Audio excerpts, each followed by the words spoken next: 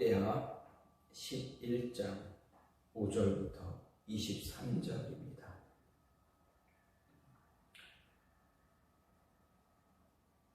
온 이스라엘의 제사장들과 레위 사람들이 그들의 모든 지방에서부터 르호보암에게 돌아오되 5절부터 보겠습니다.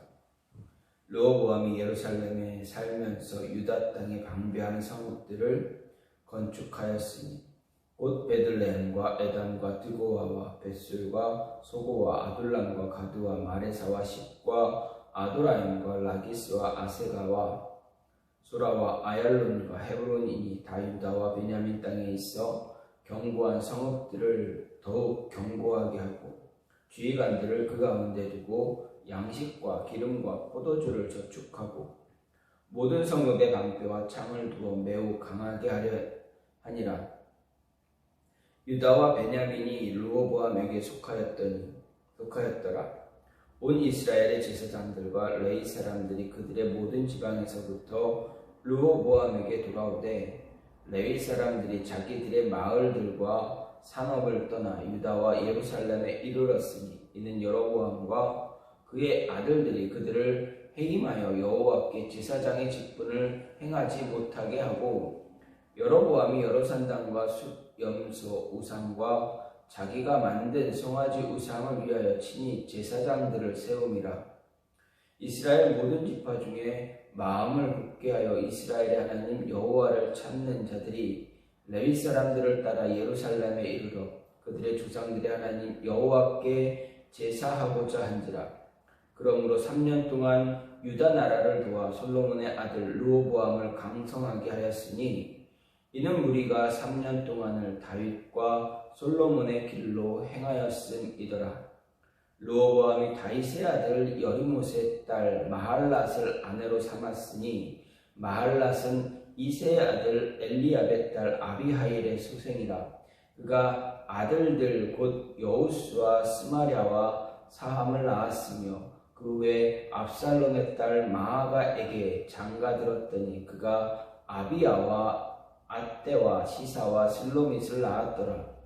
르호보암은 아내 18명과 첩 60명을 거두려 아들 28명과 딸 60명을 낳았으나 압살롬의 딸 마아가를 모든 처첩보다 더 사랑하여 르호보암은 마아가의 아들 아비야를 후계자로 세웠으니 이는 그의 형제들 가운데 지도자로 삼아 왕으로 세우고자 함이었더라. 르호보암이 지혜롭게 행하여 그의 모든 아들을 유다와 베냐민의 온 땅 모든 견고한 성읍에 흩어 살게 하고 양식을 후히 주고 아내를 많이 구하여 주었더라. 아멘. 오늘 말씀 역대하 11장 5절부터 23절 말씀입니다. 오늘 말씀은 북쪽 10지파의 반역이 일어난 뒤에 르호보암이 반역을 응징하기 위해 군대를 소집했습니다.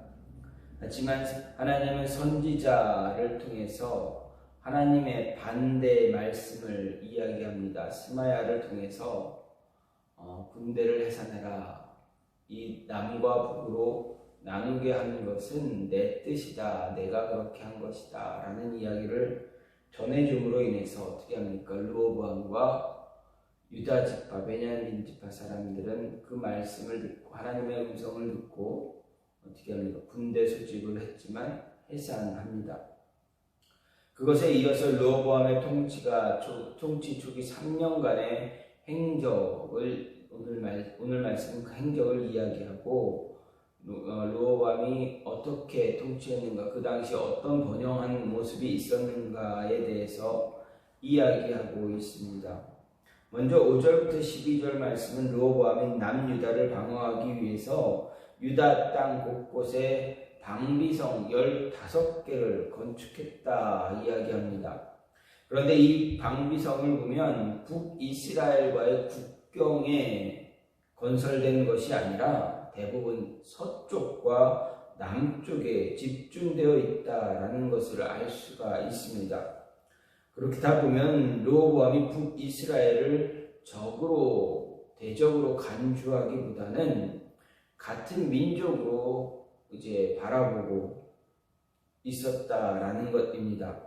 그리고 서쪽과 남쪽에 세운 이유는 이제 이민족, 이방 민족의 침입을 대비한 것이다 라고 볼 수가 있습니다. 다시 말하면 북쪽 이스라엘 10지파는 우리 같은 민족이고 그들은 우리를 공격할 이유가 없을 것이다 라고 보고 이제 10지파가 나눠졌기 때문에 서쪽에 있는 이방 민족, 남쪽에 있는 이민족들이 자신들을 약하게 보고 쳐들어올까, 이제 그것을 대비해서 쳐들어올 수 있다라는 것을 대비하기 위해서 서쪽과 남쪽에 15개의 방비성을 세웠다라는 것을 볼 수가 있습니다.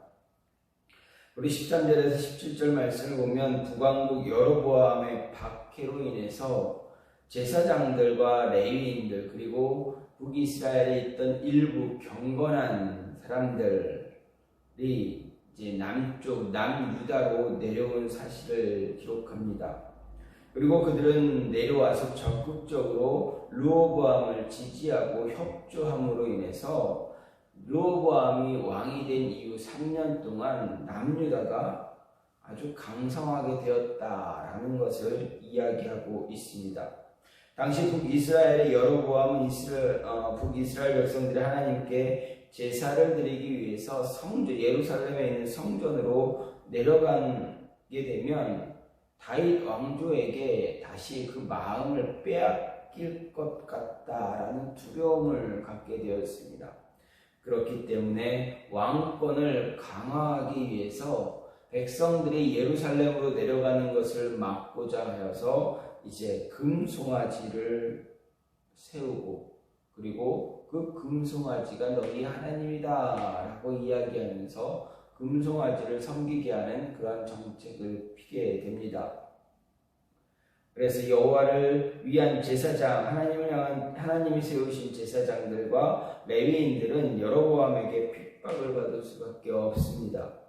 그래서 그들은 남유다로 남아 내려오게 된 것입니다. 특히 여로보암이 자신의 마음대로 제사장을 세웠기 때문에 이제 제사장들과 레위인들은 그곳에서 어떤 자신들에게 맡겨진 직분을 감당할 수 없어서 남으로 내려온 게 된 것입니다. 한편 열왕기서에는 기록되어 있지 않은 이 내용을 역대기 기자가 기록한 이유는 다윗 언약을 받은 남유다가 더 정통성이 있다라는 것, 언약 가운데 하나님이 주신 언약 안에서 더 정통성이 있는 나라가 남유다다라는 것을 이야기하기 위해서입니다. 다음으로 18절부터 23절 말씀을 보면 르호보암의 주요 아내들 그리고 아들들 그들의 처첩과 자녀들의 수 그리고 르호보암이 원만한 왕위 승계를 위해서 일찌감치 자기의 여러 아내들 중 마아가의 아들을 이제 왕세자로 삼은 사실입니다. 그리고 또한 이제 자신의 아들들과 딸들을 이제 왕권을 잘 독립하기 위해서 아들들과 딸들을 각각의 이제 성읍으로 보내고 또 먹을 것을 풍성하게 줌으로 인해서 일찌감치 왕위 승계를 안정적으로 이루어냈다라는 것을 볼 수가 있습니다. 그리고 이런 모습을 통해서 르호보암을 긍정적으로 평가하려고 하는 의지가 있음을 볼 수가 있습니다. 이런 모습, 이런 말씀을 보면서 오늘 말씀 우리가 생각할 수 있는 것은 우리는 언제나 우리 믿음 안에서, 신앙 안에서 우리는 신앙의 방비성을 늘 쌓아두어야 한다라는 것입니다. 이 말씀은 무엇입니까? 르호보암이 유다를 지키기 위해서, 이민족으로부터 지키기 위해서 방비성을 쌓은 것, 이것을 생각하면 우리는 우리 신앙의 모습을, 우리 신앙을 지키기 위해서 우리를 유혹하고 우리의 믿음을 흔드는 세상의 많은 유혹의 거리들 그리고 사단의 유혹으로부터 지키기 위해서 신앙의 방비성을 쌓아두어야 한다라는 것입니다. 그래서 5절 말씀을 보게 되면 5절, 6절, 5절부터 12절, 11절까지 보게 되면 르호보암이 어떻게 했다고 합니까? 방비하는 성읍을 견고하게 쌓아두었다라는 것입니다. 이 모습은 앞으로 어떤 일이 어떻게 다가올지 알 수가 없기 때문에 미리미리 준비하는 것입니다.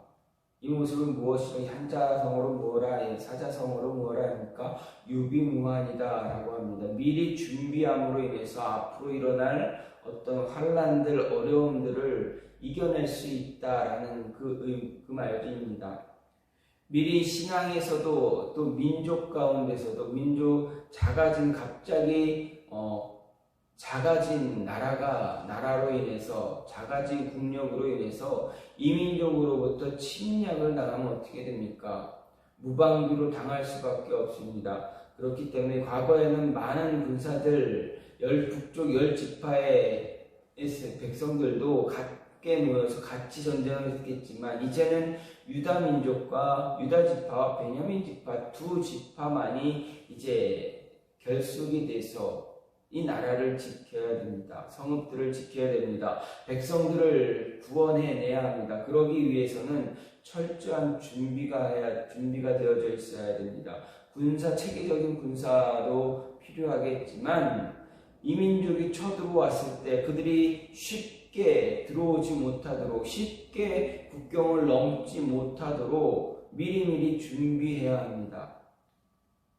성읍을 지어서 세워서 성읍 방어할 수 있는 성읍을 만들어야 됩니다.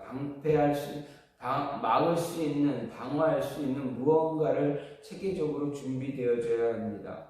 그렇기 때문에 르호보암은 어떻게 합니까?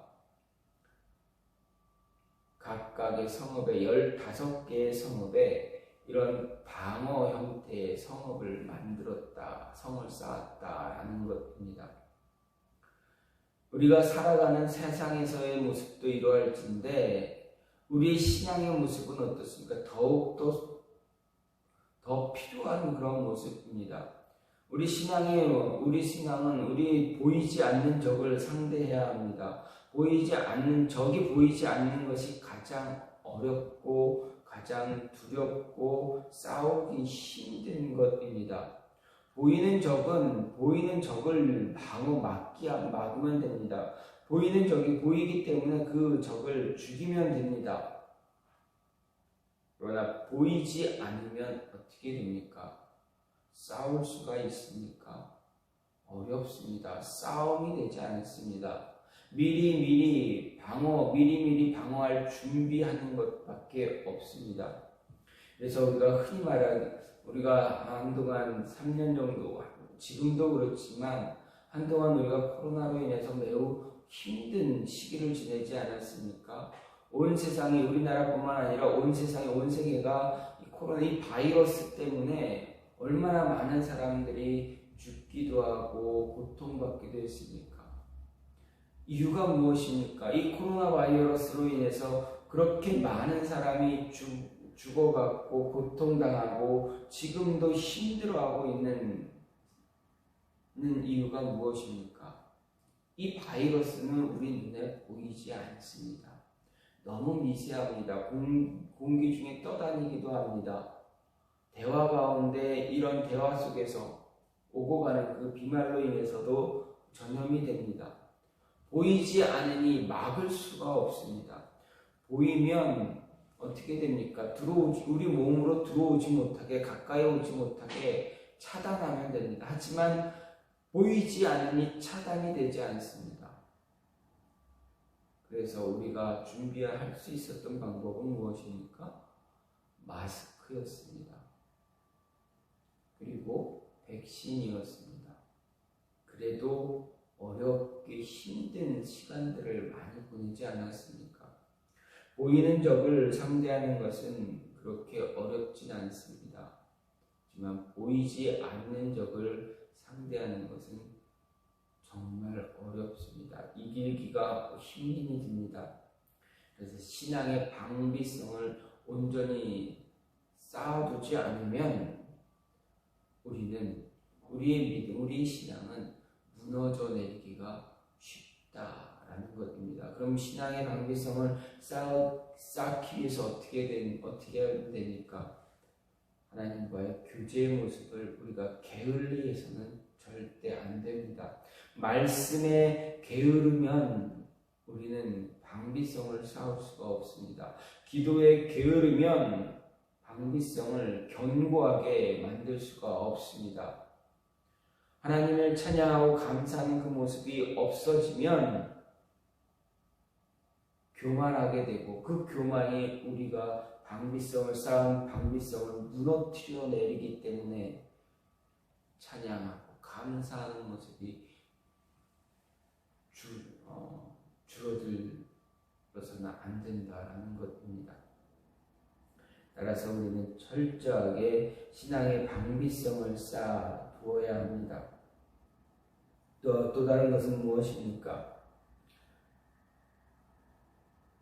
우리는 언제나 신앙의 모습, 우리의 믿음의 모습, 그 안에서, 그 테두리 안에서 벗어나지 말아야 한다라는 것입니다.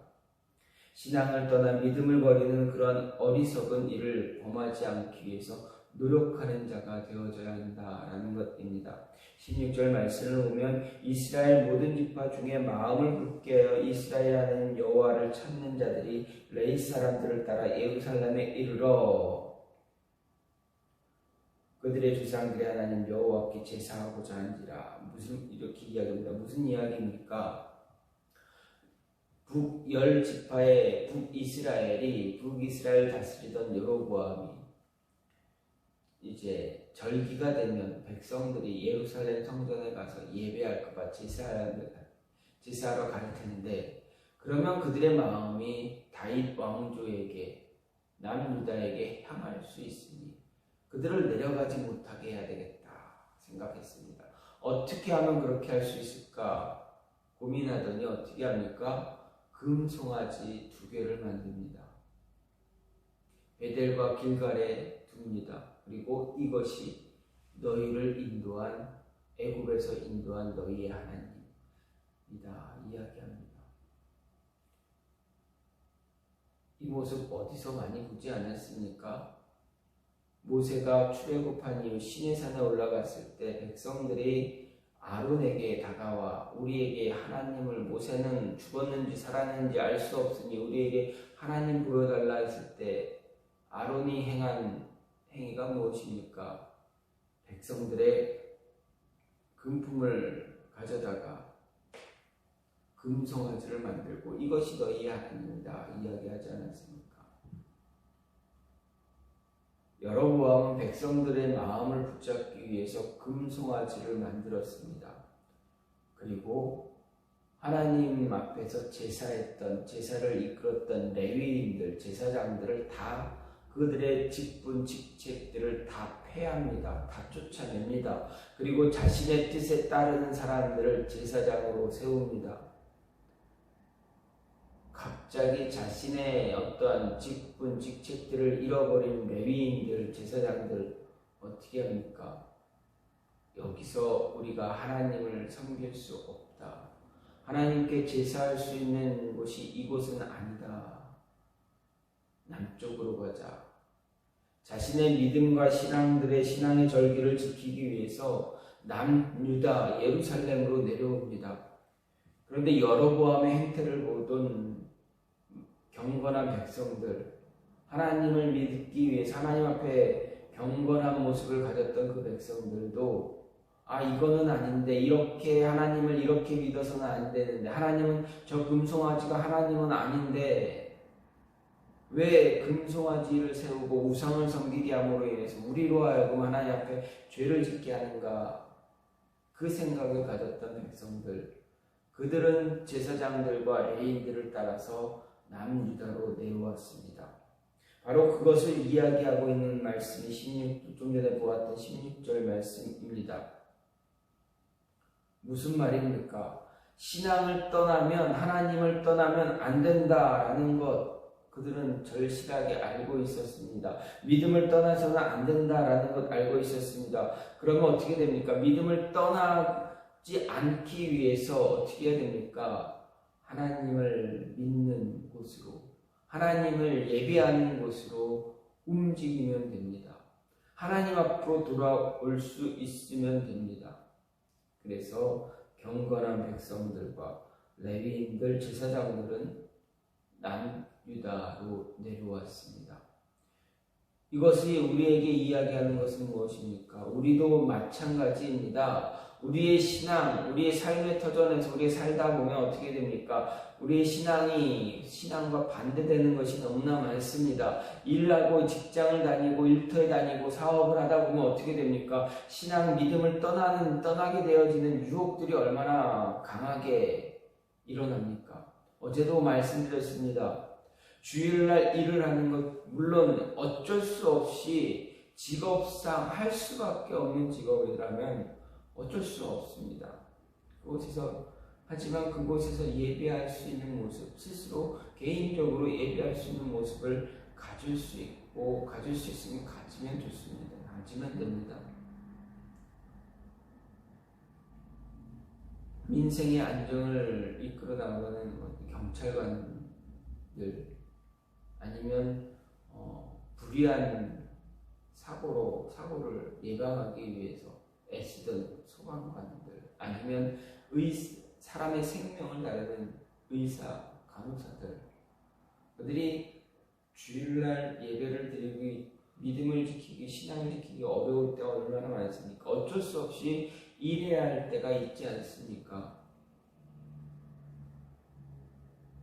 그때 어떻게 됩니까? 그 자리에서 일하던 그 자리에서 하나님과 교제할 수 있는 모습을 스스로 가지면 됩니다. 하지만 그 이외의 모습이라면 철저하게 하나님과의 믿음의 신앙의 모습을 간직하기 위해서 노력해야 한다. 신앙을 떠나면, 믿음을 떠나면 모든 것이 망가져 버리게 됩니다. 삶도 피폐해지고, 우리의 삶도 무너지고, 관계도 무너지고, 모든 것이 다 풍지박산이 나는 그런 모습이 되어져 버립니다.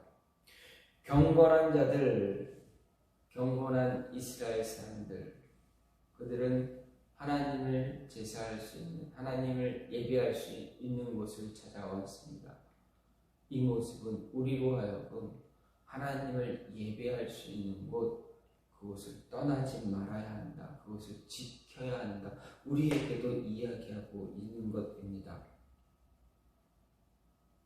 이 자리를 벗어나면 하나님의 은혜가 우리 안에 임하지 못한다. 임하지 않게 된다는 것입니다. 어떤 모습을 갖든 신앙의 모습, 믿음의 자리 벗어나지 않기 위해서 최선을 다하는 자, 그러한 자를 하나님은 기뻐하시고 그와 함께 즐거워하시기를 원하신다라는 것 잊지 마시기 바랍니다. 신앙의 방비성도 쌓아야 되지만 신앙의 자리를 벗어나지 않기 위해서 노력하는 것도 우리에게 분명 필요하다라는 것 잊지 마시고 매일매일 살면서 바른 믿음의 삶을 사시는 여러분이 되기를 간절히 소망합니다. 이 시간 같이 기도하도록